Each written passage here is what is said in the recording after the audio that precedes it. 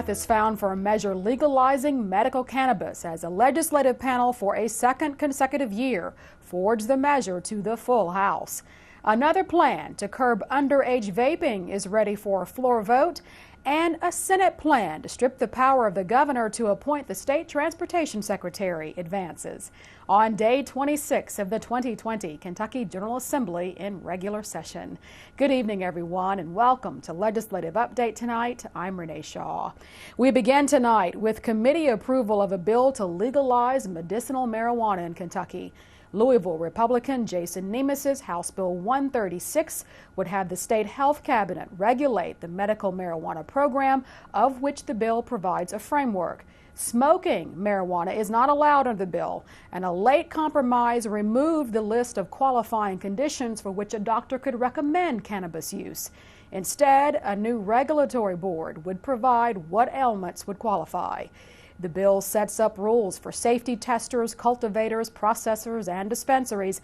And House Bill 136 has an opt-in, opt-out provision for cities and counties that don't want cannabis businesses in their communities.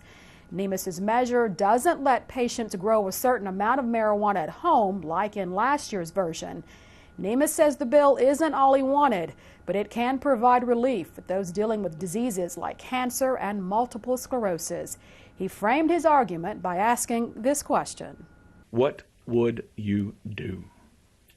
I would break the law in a New York minute. I've never smoked marijuana in my life. I've never used an illegal drug. But I'd break the law in a second, and I would submit that every single person up there would do the same. So when you cast your vote, I think you're voting for whether or not people that will be in that hypothetical situation would continue to be criminals or not. Jaime Montalvo is one of those patients suffering from multiple sclerosis.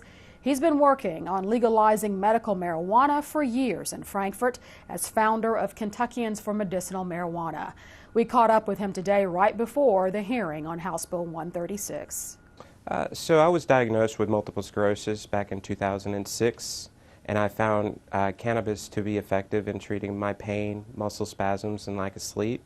And I was able to get off of opioids and muscle relaxant type drugs. I feel that this is an option that patients need to have, and I've come across thousands of patients here in the Commonwealth who want that ability and want to no longer be criminals or want the ability to try this legally. So unfortunately, I became a victim of the criminal justice system back in 2013, which is the worst side effect attributed to cannabis. I had to go through criminal court, I had to go through family court. And in Kentucky, the simple act of testing positive for cannabis will lead you down the path of losing your children.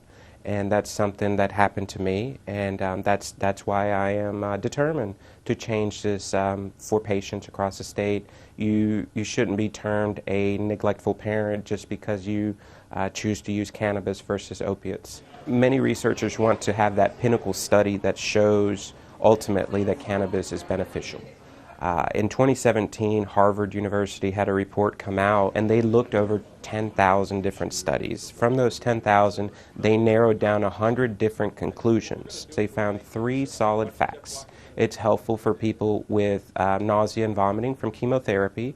It's helpful for people with multiple sclerosis, muscle spasms, and it's helpful for people with chronic pain. So those 3 solid conclusions had it was irrefutable what they found. So their recommendation is to move forward with federal changes that would allow patients with those conditions to gain access. Medical cannabis or medical marijuana is about quality of life for a patient. Patients need options. Doctors give us options with medications like multiple sclerosis. I've been given choices on which medication I want to try. They're all injectables or infusions, but I get that choice as a patient. I have doctors who support my choice to consume cannabis. Now it's time for Frankfort to allow those medical professionals to actually do that legally. Eric Crawford, who Montalvo mentioned, has been fighting for legalizing medical marijuana as well. In the mid-90s, a car accident caused him to be confined to a wheelchair, enduring life-altering health conditions that he says marijuana helps soothe. He pleaded with lawmakers during today's hearing to help folks like him.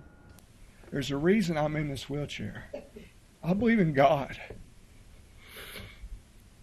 And God didn't do this to punish me. I am a blessed man. He put me here so I could fight for other people's rights, other sick people, because they're scared or too sick to do it. But we're here to do it, to help people of Kentucky, the sick people. This ain't about nothing else but sick people. Joe Trigg, a 30-year veteran with 15 deployments over 8 different war zones, testified today.